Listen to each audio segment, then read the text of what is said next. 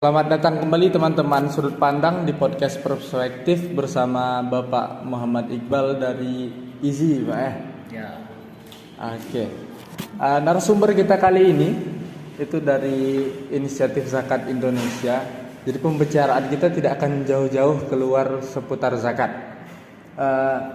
Untuk teman-teman dan juga Pak Iqbal boleh kita perkenalkan Bapak Iqbal ini sosok yang besar lah di institusi zakat Riau.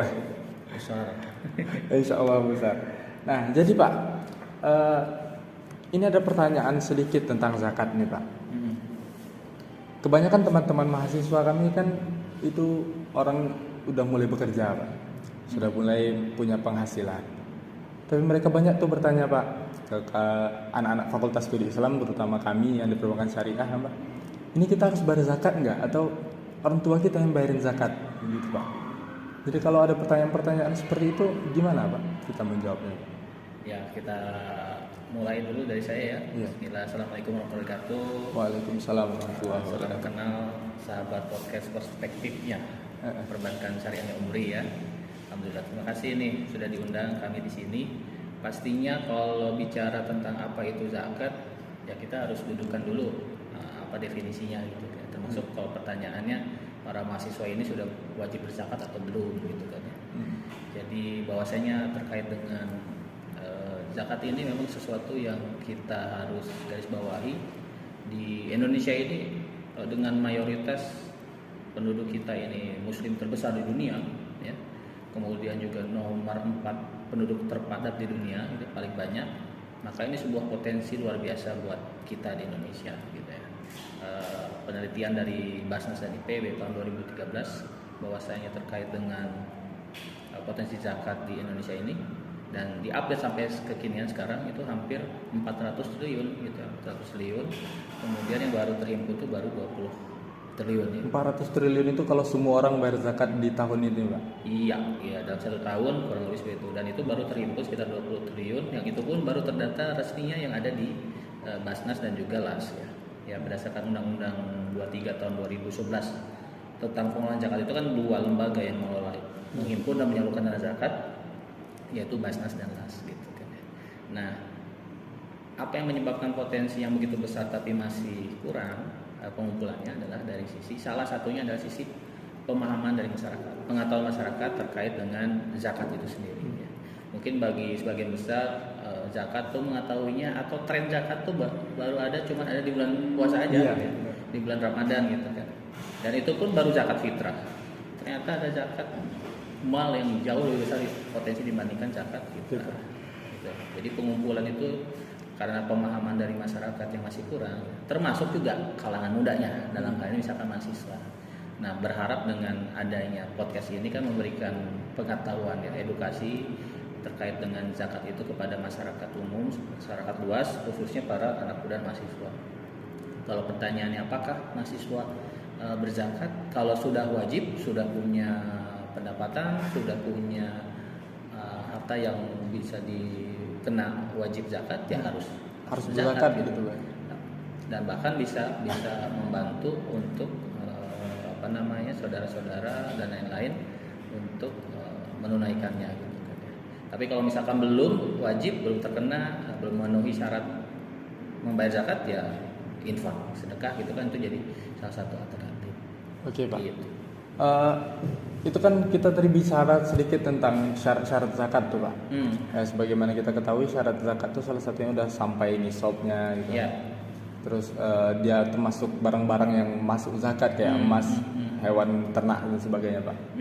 Tapi kalau seandainya ada orang yang dia bekerja gajinya udah cukup gitu Pak, tapi habis untuk hal-hal yang tidak penting aja setiap hari Pak, itu dia terkena pas harus membayar zakat mal nggak Pak? Tapi dia simpanan yang dia punya cuma kayak kendaraan atau HP mahal gitu. Ya, syarat wajib zakat. Nah, kan ya ada waktu tertentu, ukuran tertentu gitu ya. Kemudian dimiliki secara sempurna muslim. Iya. Jadi itu syarat wajib zakat gitu kan ya.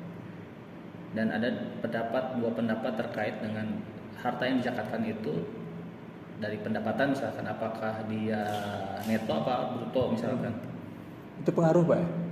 Iya, karena ada pendapat dari keduanya juga itu yang punya dalil ya. Tapi kalau kami di IZI sendiri itu rujukannya adalah Syekh Yusuf Qaradawi ya terkait dengan zakat, fikih zakat kontemporer terkait dengan zakat pendapatan misalkan itu dari bruto gitu kan ya. Jadi take home pay pendapatannya akumulasi berapa langsung sebelum dikurangi kebutuhan-kebutuhan misalkan angsuran, kemudian SPP anak misalkan atau bayar cicilan dan seterusnya gitu kan ya, dikurangi misalkan dikalikan 2,5% gitu kan.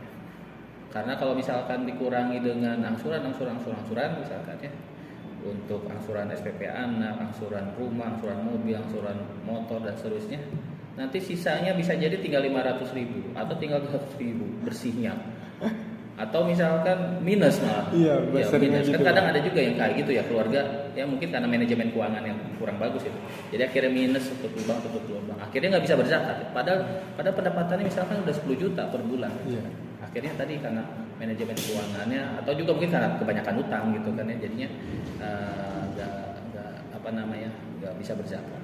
Nah, pendapat yang kedua adalah terkait dengan tadi yang neto ya. Jadi setelah dikurangi maka itu tidak kena. Itu juga silakan nanti memilih yang paling cocok atau paling serp gitu ya. Tapi kalau gitu kebanyakan malah ngambil yang neto nantinya. Yang neto ya nggak jadi masalah gitu kan. Karena dua-duanya punya dalilnya juga. Oke Pak. Jadi untuk sobat-sobat sudut pandang, kalau seandainya Anda merasa punya penghasilan yang cukup ya Pak, nah, cobalah dihitung sendiri zakat malnya karena itu yang lebih berdampak besar lah untuk pengampungan uangnya. Kalau sekarang kan profesi itu banyak sekali kan ya. Kalau sekarang mungkin kayak gini lah, kita podcast kayak gini ya. Kalau udah masuk komersial, masuk ke channel YouTube, sudah bisa berpenghasilan dari YouTube misalkan, konten kreator lah katakanlah seperti itu. Ya kalau dia dikerjakan secara profesional kan lumayan untuk ada pemasukannya gitu. Bisa bahkan kalau yang paling besar konten kreator di Indonesia berapa sih penghasilannya per bulan tuh bisa miliaran kan. Kalau yang sudah viewernya, subscribe-nya udah banyak gitu kan ya. Nah, seperti itu. Itu kan jadi peluang juga ya untuk mengedukasi. Jadi setiap yang mendapatkan pendapatan, semakin banyak pendapatan dia itu maka semakin besar potensi untuk dia berzakat atau minimalnya berinfak. Oke Pak. Baik Pak, kita masuk ke pertanyaan yang agak lebih dalam gitu Pak mengenai zakat.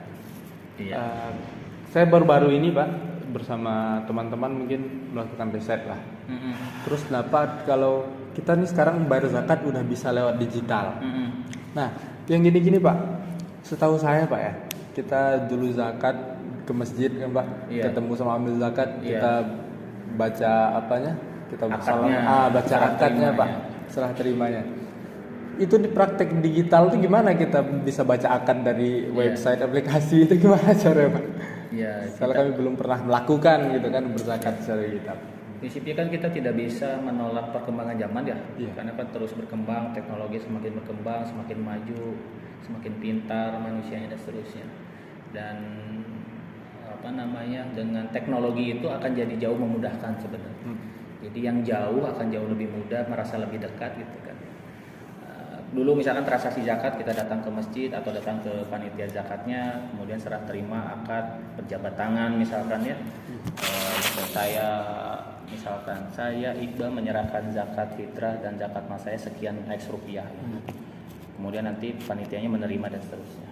Kalau sekarang kan zakat lewat misalkan transfer bank, lewat ATM, lewat m-banking, lewat QRIS dan lain-lain gitu ya. Masa kita berjabat tangan sama mesin ATM gitu? Mana tangannya? Ya kan nggak mungkin gitu Pak. Mesin ATM nggak ada tangannya. Masa gitu. di HP kan? Ya gini-gini. Yang penting nanti adalah transaksi sahnya itu adalah ketika yang memberikan zakat, saya misalkan mengkonfirmasi kepada penerima zakat lembaga zakatnya atau panitia zakatnya bahwasanya saya sudah kirim misalkan dengan bukti transfer ya, misalkan 500.000 saya sudah kirim untuk zakat fitrah sekian orang, untuk infak sedekah sekian orang, atau ditambahin lagi dengan zakat mal sekian juta misalkan. Dikonfirmasi dengan bukti transfer ke nomor call centernya, kemudian nanti dikonfirmasi oleh lembaganya penerimanya bahwasanya kami sudah menerima zakat fitrah, zakat mal, infak sedekah senilai sekian rupiah. Kemudian itu tadi ada doa di antara kedua pihak. Jadi menggunakan sekarang dengan WA, dengan email, dengan notifikasi gitu ya. Termasuk kami di Easy gitu kan. Jadi di Easy macam-macam layanan channel pembayaran ya kan. Ada yang tunai kayak tadi langsung bisa. Kemudian lewat m-banking bisa, lewat transfer, lewat ATM bisa, lewat platform kami juga bisa. Namanya zakatpedia.com. Jadi nanti website gitu Pak. Ya, website. Nanti teman-teman sahabat-sahabat bisa download di Play Store-nya Zakatpedia atau kalau nggak mau download misalkan di ini ya di webnya aja langsung klik nanti tinggal seperti ini misalkan ya Zakatpedia tinggal dimasukin. Kalau sudah jadi anggota atau terdaftar kita tinggal transaksi aja gampang gitu. Tinggal nanti dimasukin. Oh saya bingung nih mau ngitung zakat saya harta saya sudah masuk wajib zakat nggak? Ini ada kalkulator zakat namanya. Tinggal dimasukin aja nanti pilihannya. Pendapatannya berapa misalkan ya, kemudian nanti dimasukin kalau ada pendapatan THR, bonus sama lain nanti termasuk nanti haulnya. Ini kalau sinyalnya lagi bagus bisa ini. Pendapatan. Bagus juga Pak. Jadi kalau kita mau registrasi nanti tinggal isi data diri kayak biasa. Daftar dulu gitu kan, register dulu. Misalkan ini saya ngambil ketiga. Hitung ya. Tadi saya masukin berapa tadi? Sinyalnya lagi nggak bagus ini. Iya. Ya jadi kurang lebih gitu. Nanti keluar jumlah zakatnya berapa yang dikeluarkan. Nanti tinggal bayar. Tinggal bayar. Ini nggak bisa ke jumlah. Ya, bayar. Kemudian nanti tinggal pilih mau pakai apa bayarnya. Mau pakai e-wallet bisa. Misalkan sekarang banyak ya. Nggak boleh nyebutin merek ya, nggak boleh ya. Nggak apa-apa Pak. Kita belum ada sponsor. Nggak boleh sponsor. Ya macam-macam semuanya kan. Mulai dari GoPay, Dana, OVO, Dana, kemudian juga lewat virtual account berbagai bank juga tinggal dipilih nanti pilihannya. Tinggal nanti salin nomor transaksinya, tinggal ditransfer sekian. Sangat mudah nanti dalam waktu 2-3 detik bahwasanya kita sudah selesai bertransaksi dan diverifikasi, langsung ada notifikasi penerimaan. Contoh ya, saya kemarin baru transaksi. Hari ini saya belum ya. Zakatpedia nih. Nah ini nih transaksi kemarin saya jam 7.53. Jadi saya notifikasi saya infak sedekah subuh namanya. Nah itu 20.000 gitu ya. Nah ini langsung ada nomor transaksinya, virtual account-nya. Kalau belum bayar tuh notifnya seperti ini. Nanti kalau sudah bayar dia maka keluar notif yang kedua. Dan itu langsung secara otomatis. Dan ini sangat mudah. Cukup dengan jempol tak langsung dinotifikasi dan langsung diterima oleh lembaga. Oke Pak.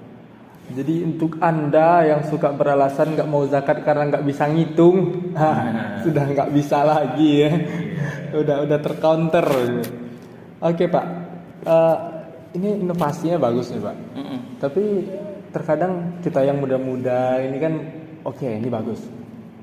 Nah orang tua kita Pak. Itu yang tantangan itu.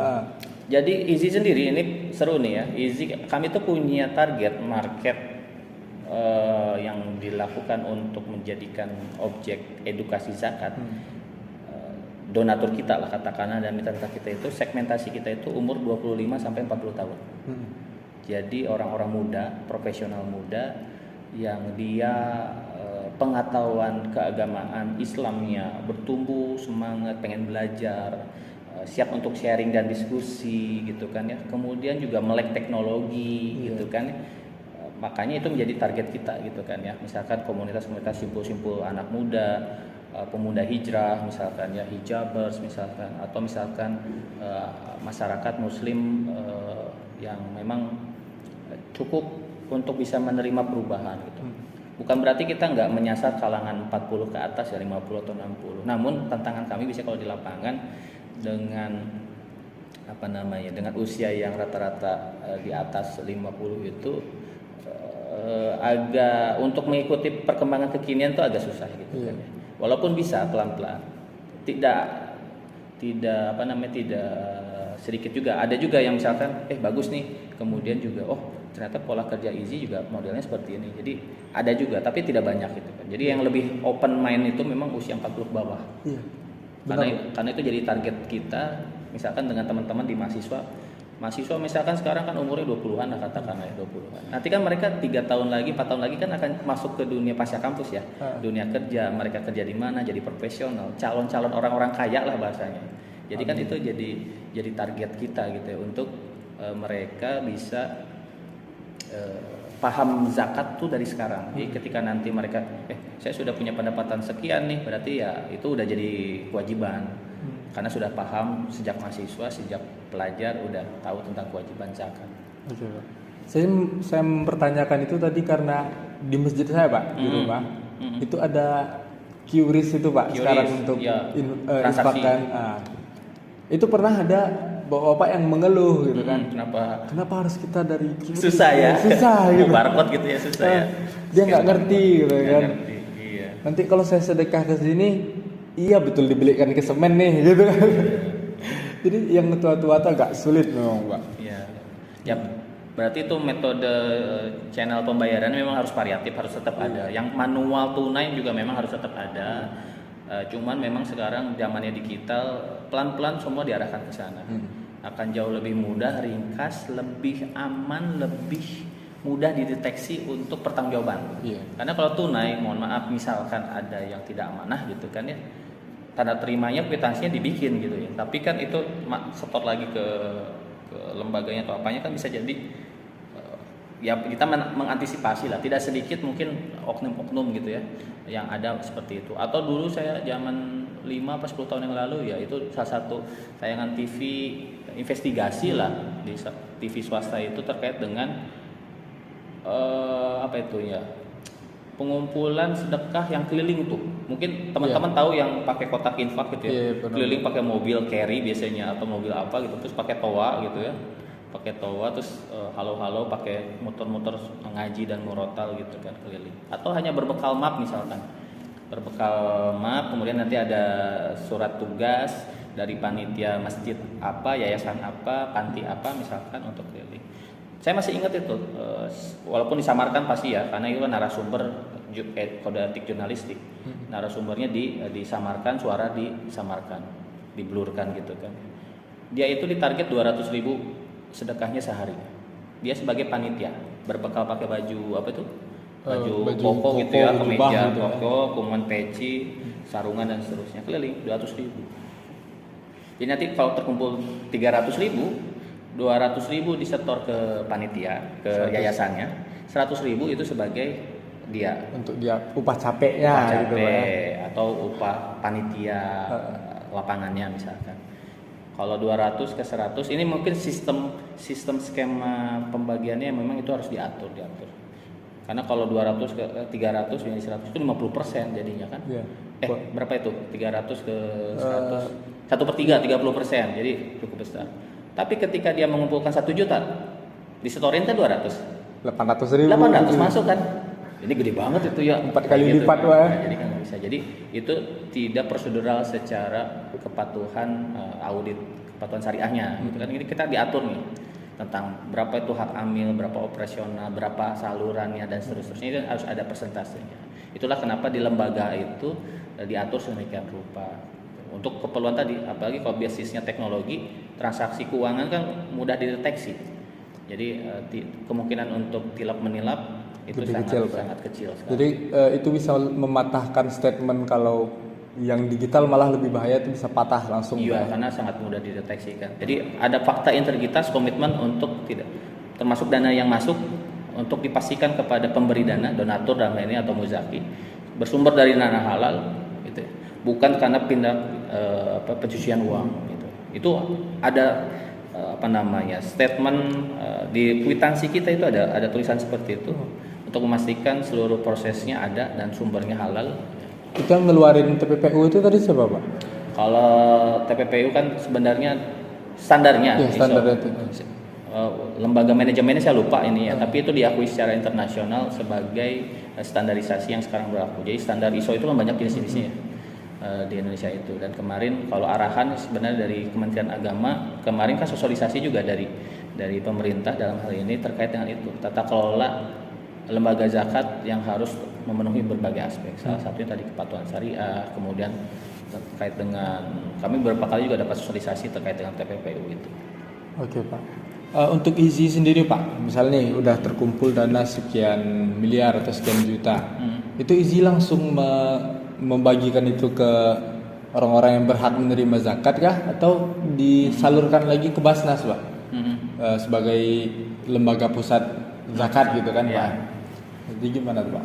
Jadi Undang-Undang Zakat 23 tahun 2011 tentang pengelola zakat itu, lembaga pengelola zakat itu dua, Basnas dan LAS. Basnas itu lembaga non struktural pemerintah, kemudian LAS itu lembaga zakat yang berbasisnya didirikan sendiri oleh masyarakat, swasta itu. Nah, keduanya sebagai mitra strategis gitu. Kami ke Basnas hanya melaporkan pengumpulan saja, pengumpulan dan penyaluran ya. Kalau ada program dana yang masuk ke sana itu insidental biasanya, event tertentu saja gitu kan ya. Misalkan ada program bersama kayak kemarin tuh acara penggalangan bencana Turki ya, itu kan Indonesia ya, difasilitasi oleh Kementerian Luar Negeri, KBRI, kemudian juga Basnas. Jadi seluruh lembaga itu semua bareng-bareng dengan Kemenlu waktu itu ya, yang sekitar akhir tahun atau awal tahun kemarin ya. Kemudian kalau penyaluran kita gitu kan, basisnya program. Jadi rencana programnya seperti apa gitu kan ya.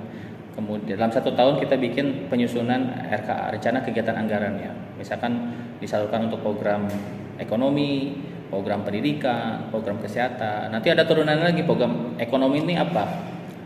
Kalau misalnya kayak didanai usahanya gitu Pak? Iya, misalkan terkait dengan pelatihan, keterampilan, misalkan terkait dengan modal usahanya, dan macam-macam lah.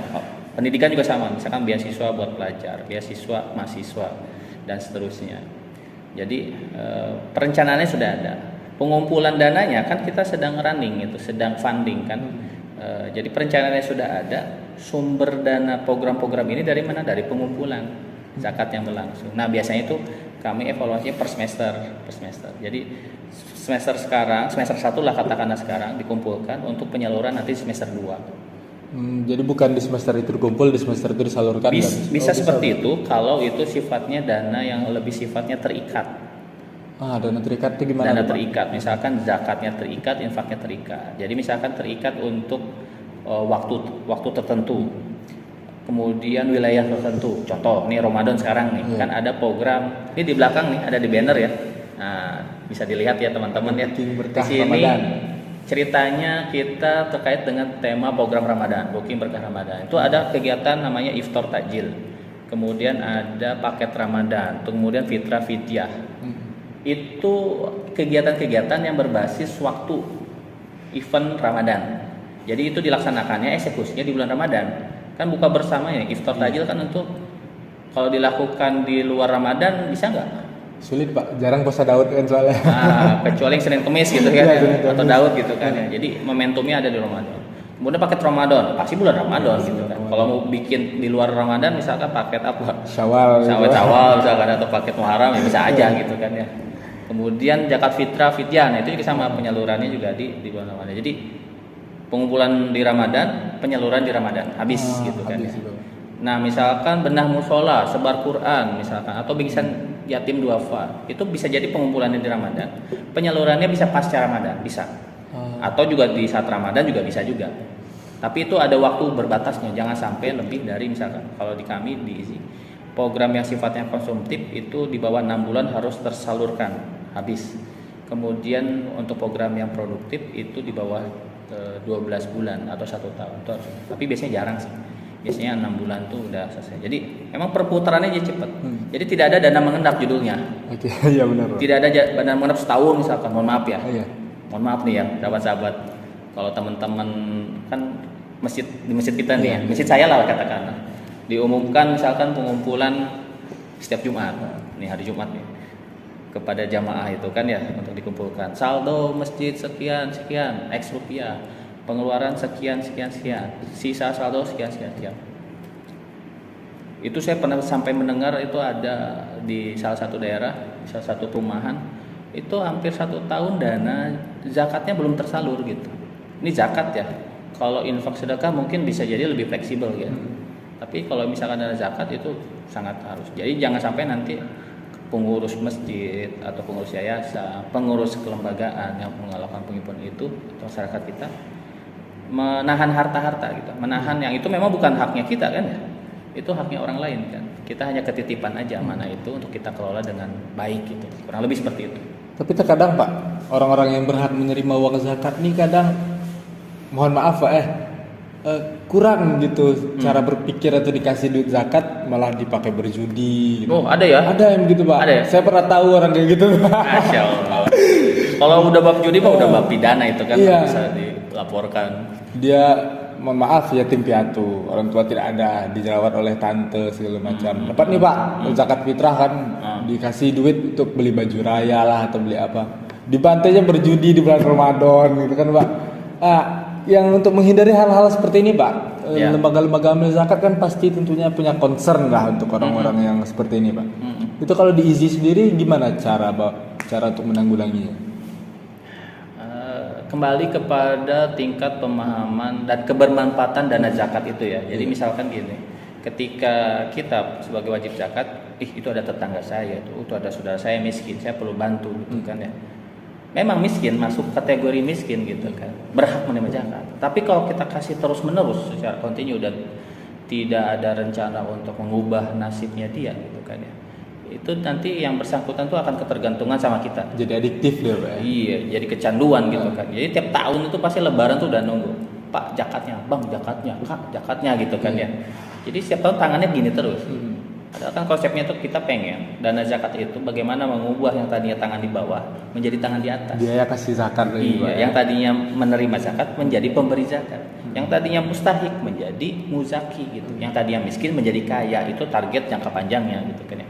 Walaupun tetap ada orang yang memang dia itu nggak bisa dirubah dari kemiskinan. Ada model seperti itu.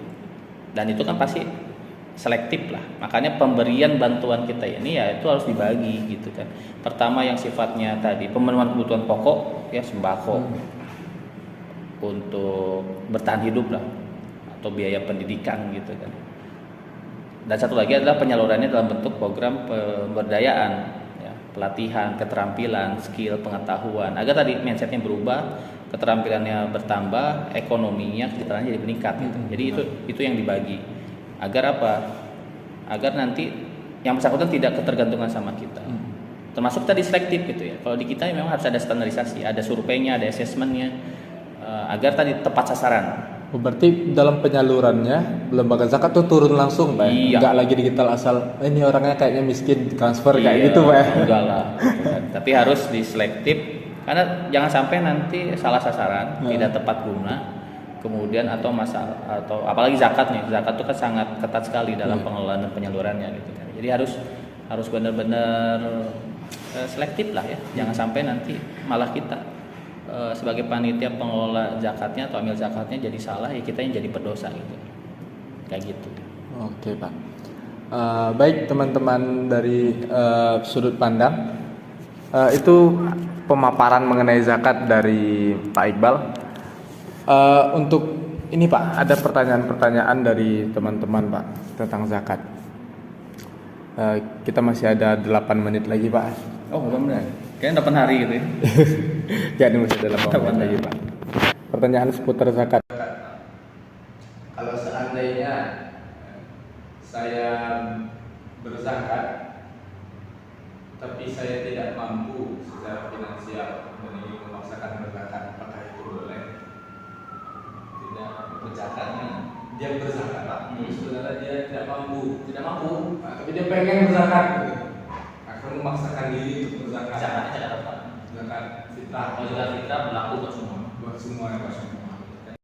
Bahkan istilahnya walaupun kalau dia sebagai kategori penerima zakat, dia juga berhak untuk mendapatkan zakat. Oke Pak. Berhak. Tapi dia juga harus zakat. Beda lagi sama zakat mal. Kalau zakat mal itu dia tadi perhitungan harta tertentu waktu tertentu ya, buat tertentu. Jadi bisa jadi kalau zakat mal nggak kena, tapi kalau zakat fitrah bisa jadi kan satu orang misalkan kalau di ukuran beras makanan pokok kita kan beras di Indonesia kan 2,5 kilogram beras rata-rata atau 3 kilo misalkan atau 3,5 liter gitu beras. Kalau dirupiahkan mungkin sekitar 35.000, 40.000 gitu kan. Kalau dia punya niat yang kuat bisa. Tapi kalau seandainya dia memang nggak ada terus nggak bisa berzakat itu nggak apa-apa ya? Iya apa? Kan itu masuknya kategori fakir. Fakir miskin. Fakir itu tidak punya pendapatan, tidak bisa mencukupi kebutuhan hidupnya. Kalau miskin dia punya pendapatan, tetapi tidak cukup memenuhi kebutuhan. Istilahnya masih minus.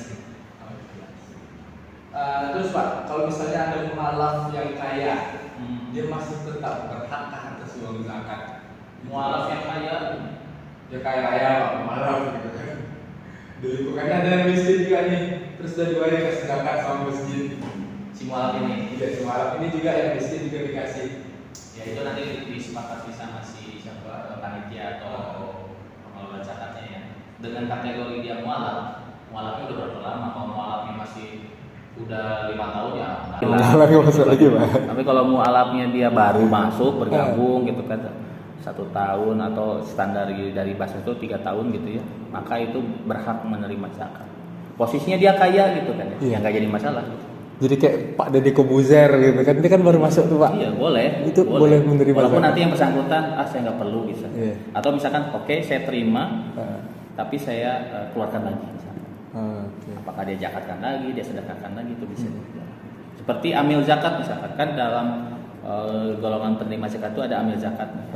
Amil zakat itu kan bicara apa namanya kondisi misalkan ekonomi masing-masing amil zakat kan beda-beda tuh. Mungkin ada yang menengah, ada yang bawah, ada yang berkecukupan. Mungkin bisa jadi juga ada yang kaya gitu. Tapi dengan nempel status dia sebagai amil zakat, dia berhak atas nama zakat. Gitu. Dan mungkin teman-teman bisa cek yang saya ketahui di lapangan, teman-teman. Saya sudah jalan 13 tahun kurang lebih di lembaga zakat ini. Itu rata-rata yang berkarya mengabdi sebagai amil zakat itu 70-80% itu latar belakang ekonominya itu menengah ke bawah. Ya, mungkin hanya sekitar 10% atau 15-20% aja yang dia memang awal sebelum jadi amil zakat dia memang udah keturunan keluarga kaya gitu kan. Tapi sangat sedikit. Sisanya itu orang-orang yang memang menengah ke bawah, tapi dia punya komitmen, punya keinginan untuk menjadi sebagai pelayan, jembatan kebaikan, menjadi perantara antara muzaki, kemudian ini ambil zakat sebagai perantara. Kemudian ada mustahil perantara. Jadi kami ini menjaga kehormatan antara kedua belah pihak, antara si miskin sama yang si kaya. Apakah si kaya boleh langsung miskin? Boleh aja gitu. Kalau saya mau zakat langsung miskin tanpa lewat perantara, bisa saja. Namun nanti harus diperhatikan adalah efek pascanya nanti penyalurannya, misalkan tadi jangan ketergantungan misalkan ya, atau bisa merubah lah yang miskin tadi itu satu demi satu diangkat derajatnya menjadi yang muktafi berkecukupan, menengah, kemudian nanti juga menjadi muzaki. Jangan sampai juga makan ada aji mumpung orang miskin ini nyaman dengan kemiskinannya, memanfaatkan si kaya ini untuk terus-terusan gini gitu. Iya. Tidak sedikit yang kayak gitu kan. Jadi parasit jatuhnya kan Pak. Berprofesi sebagai apa namanya? Profesi yang miskin. Kan pengemis di jalanan pengumpulannya kan pengumpulan. Pendapatannya kan luar biasa. Sehari kalau misalkan 300-500 ribu. Satu motor aja nyumbang 5.000, masih 5.000 itu kan Pak. cukup besar juga. Iya. Kayak gitulah kurang lebih. Karena Pak, kalau menurut saya Pak, kan dari 7 kategori ya orang yang mustahik itu Pak. Ada yang fakir, miskin. 8 Pak. 8. Maaf Pak. 8 golongan. Terus ada yang orang berhutang, Ghorim, terus orang yang perjalanan musafir gitu ya Pak. Nah, kan itu kayak yang di beberapa kategori itu ada yang karena keadaannya memang tak berkecukupan. Di beberapa kategori lagi ada yang karena keadaannya sempit lah, kita bisa tengok gitu Pak. Kayak orang berhutang atau orang yang sedang di perjalanan. Itu terkadang Pak, pengusaha-pengusaha besar juga berhutang gitu kan Pak. Iya. Apakah mereka juga pantas gitu dikasih zakat? Iya kan, gitu Pak. Nah, jadi itu termasuk pemikiran saya kadang malam kan kita susah tidur kan memikirkan hal-hal tuh Pak. Itu sering muncul tuh Pak. Ya, biasanya orang kaya ini banyak utangnya biasanya. Dan lebih banyak utangnya daripada orang miskin. Tapi kekayaannya juga besar. Tapi kalau mau masuk di kategori penerima zakat nggak tepat sebenarnya, karena dia masih punya aset, dia masih punya gedung yang bisa dijual, digadaikan, dia masih punya mobil, punya harta, punya macam-macam yang itu bisa di. Ini contoh waktu 2000 berapa ya, saya waktu itu ada berkunjungan ke salah satu perusahaan BUMN. Kami diundang untuk memberikan pencerahan terkait dengan tata kelola zakat di Badan Kerohanian Islamnya, di BDI di perusahaan itu. Kemudian di sesi diskusi bertanya, Pak, kalau misalkan ada yang pendapatannya kurang lebih 10 sampai 15 juta per bulan, itu sudah masuk wajib zakat penghasilan kan, zakat pendapatan. Tetapi dia hutangnya juga banyak katanya. Iya. Hutangnya banyak. Apakah berhak menerima zakat itu? Kayak gitu. Hutangnya berapa Bu? Saya tanya gitu kan. Banyak. Kadang miliaran gitu Pak kalau orang-orang. Kalau saya lihat sebenarnya bisa jadi manajemen keuangannya nggak bagus. Gitu. Saya tanya lagi, yang bersangkutan masih punya aset. Kalau masih punya aset, jual dulu, tutupi hutangnya. Kalau sudah nggak punya sama sekali aset, tidak punya harta, maka berhak menerima zakat.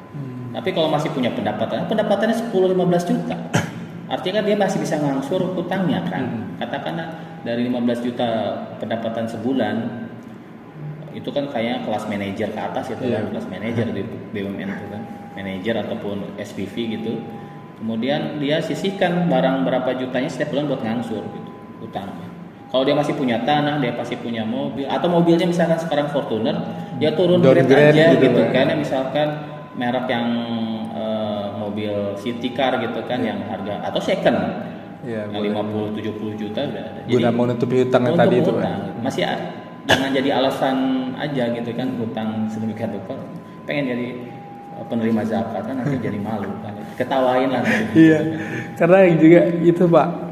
Terus diantara hutang ada juga yang musafir kan, ada tren sekarang tuh Pak, orang tidur di camper van ya, camper van Pak tahu nggak Pak? Jadi orang pakai mobil-mobil hobby van gitu ya, mobil van gitu ya, mobil van gitu, dia gitu. Jalan keluar nggak punya rumah tetap gitu Pak. Kadang di kota ini, minggu besok di kota ini gitu. Orang-orang seperti itu kan biasanya kecenderungannya malah orang-orang yang kalau bahasa anak mudanya old money lah gitu Pak. Orang-orang yang duitnya udah nggak berseri gitu kan, tapi dia musafir. Apakah pantas? Berarti kembali lagi ke yang tadi Pak ya? Dia masih punya dana untuk operasional selama musafir tadi kan. Dari satu titik, satu kota, dia masih punya bekal, masih punya minyak, masih bisa makan, ya itu dimanfaatkan. Kecuali dia udah nggak punya dan dia sedang dalam perjalanan dakwah misalkan ya, atau sedang tujuan apa, atau kalau kasusnya di kami itu banyak yang minta untuk kehabisan tiket ini, untuk beli tiket pulang kampung misalkan, atau ke tujuan tertentu karena hilang dompet, dicopet atau hilang gimana ya, kemudian nanti ada surat kehilangan dari kepolisian, kemudian minta dibantu. Biasanya solusinya adalah dari kami, pulangnya kemana Pak? Oh mau ke Padang misalnya, oh mau ke Medan misalnya. Ya udah kami nanti belikan tiketnya, kami antar ke terminal, kemudian kami nanti tambahkan nanti untuk biaya konsumsi selama di jalan misalkan. Kalau dia mau pulang seperti itu, pulang ke Padang atau pulang ke Medan misalkan, berarti beneran dia mau pulang gitu kan, kehabisan bekal atau kehilangan dompet dan seterusnya. Tapi kalau dia saya mau mentahnya aja misalkan uang, nah itu berarti, itu siap-siap aja, itu mulai tipu-tipu gitu kan. Biasanya kita yang kayak gitu nggak dikasih. Ya udah pilihannya kita antarkan ke terminal, kita belikan tiket, kita bilang ke supir atau ke kondekturnya, Pak nitip ya, Bang nitip ya, ini ya. Diantarkan baik-baik gitu Pak. Iya gitu kan, kita layani lah istilahnya servis. Kurang lebih kayak gitu. Oke Pak. Jadi silakan tanggapan kita seputar zakat hari ini Pak. Terima kasih banyak untuk Pak Iqbal yang sudah meluangkan waktu. Paling nanti ini kan hari-hari terakhir Ramadan. Iya. Kita ketemu lagi habis Ramadan, ketemu lagi kan ya? Boleh Pak. Nanti kita atur jadwal lagi aja Pak. Ini kami senang gitu Pak, ada lembaga yang mau berbagi ilmu. Karena tadi salah satu kenapa potensi zakat kita kurang maksimal gitu ya pengumpulannya, karena tingkat pengetahuan, pemahaman, edukasi, literasi zakat di kita ini, masyarakat kita ini masih kurang. Oleh karena itu kegiatan seperti ini harus sering dilakukan gitu ya. Baik lewat model podcast seperti ini, lewat seminar, lewat pengajian, lewat kuliah umum dan seterusnya, langsung ke praktek kondisi. Ya termasuk kita lah di Riau ini ya, potensi zakat yang begitu besar. Kalau data dari Basnas Provinsi, kita ini potensi 1,8 T. Di Riau saja? Di Riau. Wow. Di Riau. Ini kan duit semua tuh Pak. Kampus kita kan, ini wilayah Riau kan. Kemudian tapi yang pengumpulannya itu baru di angka 200-an miliar.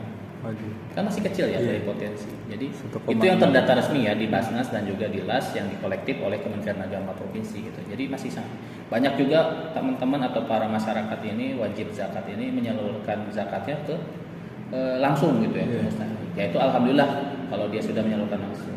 Tapi kalau misalkan tidak menunaikan tapi dia sudah tahu tentang kewajiban, nah itu yang berbahayanya. Atau dia tidak tahu kewajiban zakat, jadi dia tidak kena kewajiban berzakat karena tidak tahu. Nah, oleh karena itu Kayak teman-teman mahasiswa yang bertanya di awal tadi ya, Pak. jadi pemahaman itu harus dimasukkan. Jadi kita sendiri di sini ada program kalau untuk mahasiswa pelajar itu namanya kelas zakat namanya. Kelas zakat, kelas agen kebaikan, sekaligus itu sebagai sub dari program sekolah pasca kampus. Jadi nanti kalau teman-teman di Umri ini mau ikutan kelas itu ya, kelasnya gratis ini. Selama berseri 4 kali pertemuan gitu ya, nanti dapat sertifikat gitu kan. Targetnya adalah mengubah mindset dan mempersiapkan diri menjelang akhir kampus masuk ke dunia pasca kampus agar nanti mereka setelah menjadi orang profesional gitu ya, wajib zakat salah satunya adalah mereka menjadi agen-agen kebaikan dimanapun mereka berprofesi. Iya. Misalkan jadi ada yang mau jadi dosen, ada yang mau jadi pengusaha, ada yang mau jadi konten kreator misalnya seperti ini gitu kan. Jadi nanti ingat ya, pendapatan saya sudah wajib zakat misalkan.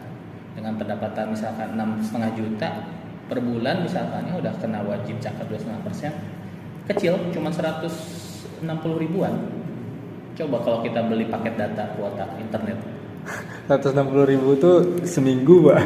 ya kan, berarti 400. Iya. 400 sebulan ya. Jadi kan sangat kecil sekali wajib zakat. Nah kadang ada juga fenomena kampanye atau siar dakwah memang tidak salah juga, tetapi kadang memprioritaskan sedekah dibandingkan dengan zakat. Padahal zakat yang wajib. Padahal zakat itu yang wajib. Jadi nomor 1 zakat dulu, edukasinya baru nanti ke sedekah. Oh iya Pak, maaf Pak. Ini sedikit pertanyaan terakhir mungkin Pak. Apakah benar Pak, ini simpang siur di tengah masyarakat tentang zakat Pak? Kalau kita udah bayar zakat mal, pajak kita dipotong Pak? Ya. Benar Pak ya? Itu selama membayar zakat di lembaga zakat resmi, kemudian nanti diterbitkan namanya bukti setor zakat oleh lembaga resmi dan nanti dilampirkan di SPT laporan pajak tahunan oleh si wajib pajak tadi. Oke, baik, ini untuk teman-teman yang punya orang tua. Nah ini bisa dijelasin lah ini perkara zakat ini ya. Jadi jangan lupa tetaplah mencari sudut pandang baru, sudut pandang keilmuan baru dan tetap berpikir jernih. Baik teman-teman, sampai jumpa di podcast perspektif berikutnya. See you in the next one. Bye bye. Assalamualaikum warahmatullahi wabarakatuh.